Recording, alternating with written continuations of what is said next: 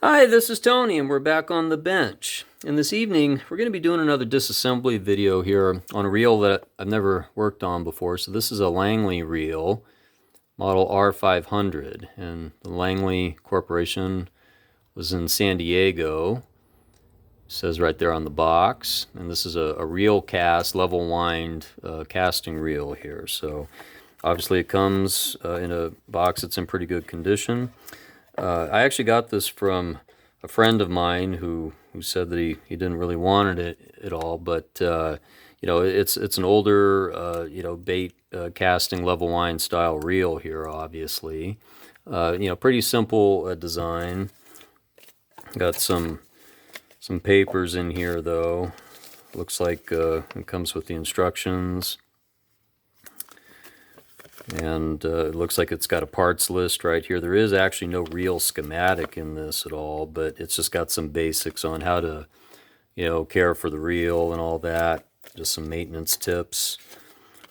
And important notice to bring you a sturdy, lightweight reel. Langley Corporation has incorporated in its design some of the newest and strongest aluminum alloys. These have been treated to resist normal corrosion. When your reel has been used in brackish or salt water, however, it should be thoroughly washed in fresh water and then oiled as per instructions. This simple precaution will prevent corrosion and extend the life of your reel. That's good advice. I mention this in a lot of my videos. If you want to keep your reels in good shape, some really simple things that you can do is rinse them off with fresh water, after you're done using them.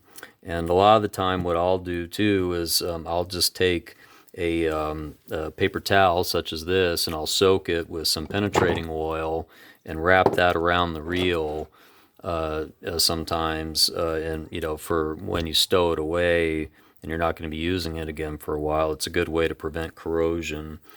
So it's just a little tip. Okay, but we're going to get into this here and take it apart, and we're going to see what it's about here. So it looks like we've got a slotted screw here that attaches the handle. And I'm also looking at this here too before I take that off. These knobs here are really, really stiff, and so we're going to clean those up with some penetrating oil right there. Obviously, I'd say this reel probably hasn't been used in a long time. Judging from its age and also judging from this braided line that's on here. And it's kind of like a multicolored braid, which would indicate, the age. It's pretty old, so that's just one little thing to note. But it looks like we've got 3 screws here, so we're going to take those out and see what that's about.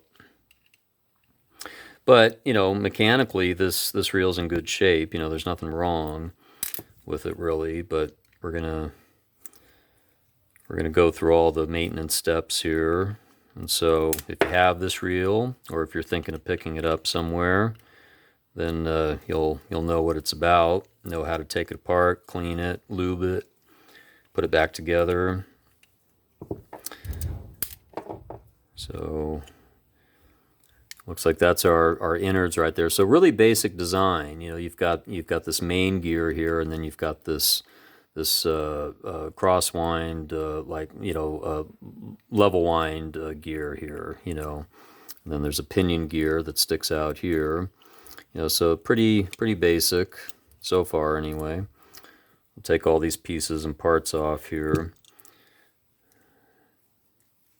Looks like we can take our main gear out, and it just attaches to this shaft right here. Note that there is a washer here, a little spacer washer that was attached to the top of that.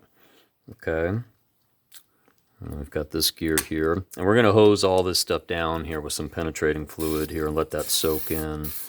That'll help with those handle knobs right there. It looks like I'm running out of quarters here with this penetrating oil. That's okay. There we go. CRC Power Lube is pretty good stuff. I like it a lot. It's a little pricey, a little more than WD-40, but it works good. It doesn't smell too bad, so that's why I like it. I'm also just going to hose that down a little bit there. And once again, this reel probably hasn't been used in a really, really long time. So so the spool comes out real nice and easily. Probably going to leave this braided line on here just for the sport of it, given the age of the reel. This isn't a reel that, I would probably use myself, but it's definitely a collectible, I'd say. So, so as you can see, I mean, so far, it's pretty simple. We've got the majority of the reel taken apart here almost. I'm not sure if we can take out this level wind here without taking off another piece here. I think, yeah, we'll take this set screw out here that holds the pawl in place. Take that out. But, sometimes the simpler design is a better design too, because there's less parts to get damaged and whatnot. So, and I'm guessing we should be able to pull out the pawl. Yeah, so there's the pawl right there with the teeth. And it looks like it's in pretty decent shape, actually. Not too bad. So, given the age of the reel. Okay, so pull that piece out. And we should be able to pull that out.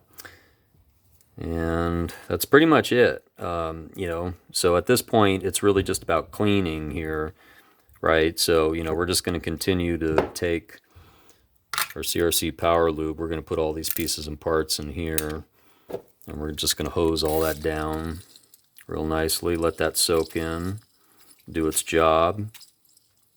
And then what I'll do is I'll get into the cleaning in the reassembly video.